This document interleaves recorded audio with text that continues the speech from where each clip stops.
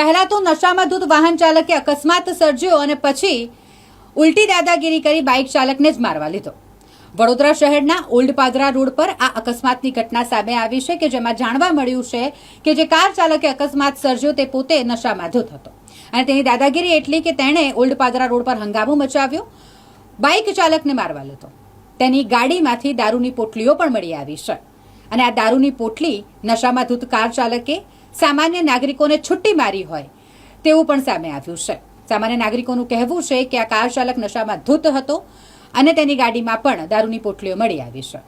આ રીતે જ્યારે નશામાં ધૂત કાર ચાલકો અકસ્માત સર્જતા હોય, એક બાદ એક આ પ્રકારના બનાવો વધુ ને વધુ સામે આવી રહ્યા હોય ત્યારે પોલીસની કામગીરી સામે પણ સવાલો ઊભા થાય છે, કારણ કે જો કોઈ દારૂનું સેવન કરે છે તો એ નક્કી થાય છે કે દારૂ મળી રહ્યો છે અને જો દારૂ મળી રહ્યો છે તો પોલીસ કામગીરી કેમ નથી કરતી?